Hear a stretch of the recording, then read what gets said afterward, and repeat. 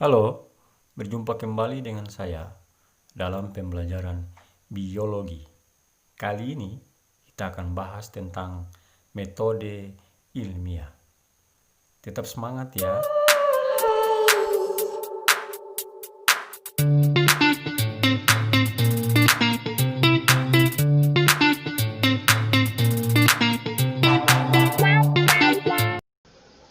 Metode ilmiah adalah cara sistematis yang digunakan para ilmuwan dalam memecahkan atau mencari jawaban atas suatu permasalahan.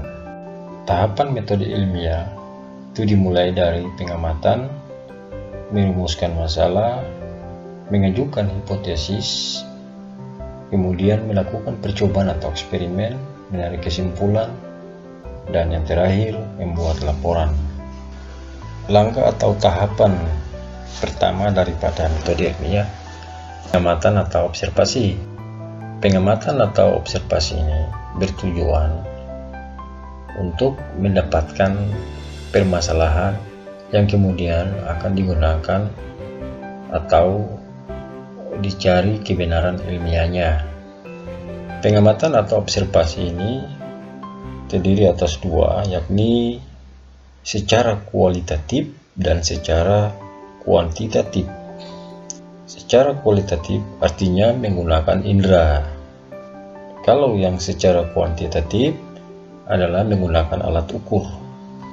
Misalnya menggunakan penggaris untuk mengukur lebar daun ataupun mengukur tinggi daripada suatu kecambah.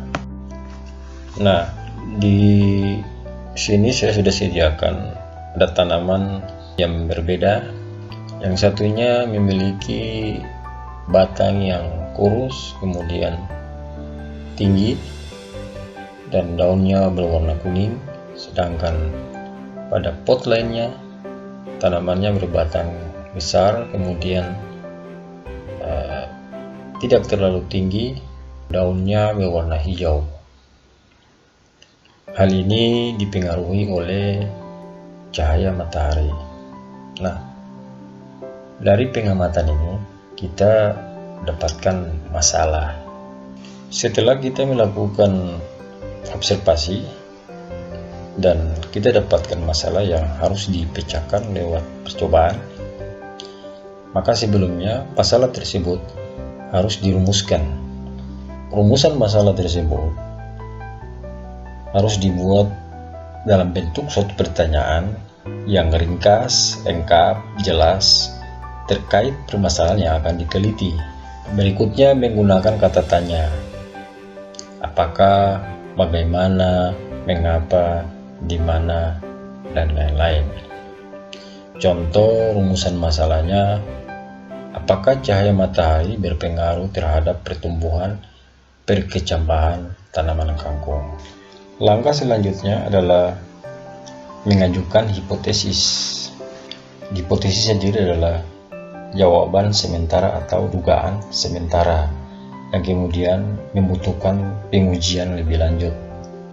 Untuk membuat atau mengajukan hipotesis, biasanya para ilmuwan berdasarkan penelitian terdahulu ataupun berdasarkan suatu pengamatan atau observasi tadi. Adapun hipotesis ini terbagi atas dua, yakni hipotesis H0 dan hipotesis H1. Hipotesis H0 ini adalah hipotesis yang menyatakan penolakan, sedangkan hipotesis H1 adalah hipotesis yang menyatakan penerimaan. Sebelum melakukan suatu percobaan atau eksperimen, hal-hal tertentu atau hal-hal terkait yang harus disiapkan, diantaranya tempat penelitian, metode kerja, alat dan bahan, dan yang lebih penting lagi adalah variabel penelitian. Variabel penelitian terdiri atas tiga, yakni variabel bebas, variabel terikat, dan variabel kontrol.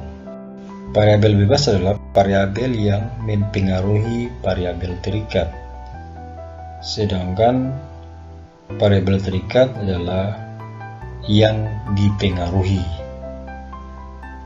Kemudian variabel kontrol adalah sebagai pembanding variabel yang diuji. Di bawah saya contohkan berdasarkan rumusan masalah tadi, pengaruh cahaya matahari terhadap pertumbuhan perkecambahan tanaman kangkung. Variabel bebasnya di sini adalah cahaya matahari, sedangkan variabel terikatnya adalah pertumbuhan perkecambahan tanaman kangkung. Nah, setelah kita melakukan eksperimen atau percobaan, langkah selanjutnya daripada metode ilmiah adalah menarik kesimpulan. Penarikan kesimpulan ini berdasarkan pengamatan atau eksperimen yang kita lakukan. Hasil daripada eksperimen itu dalam bentuk sebuah data. Data ini kemudian akan dianalisis. Untuk menarik kesimpulan, kita perlu melihat kembali hipotesis yang dibuat sebelumnya. Pada hipotesis kita, cahaya berpengaruh terhadap pertumbuhan perkecambahan tanaman kangkung. Apakah H1 atau H0? Ternyata dari data yang ada terdapat perbedaan. Maka hipotesis yang diterima adalah H1, yakni cahaya matahari berpengaruh terhadap pertumbuhan perkecambahan tanaman kangkung.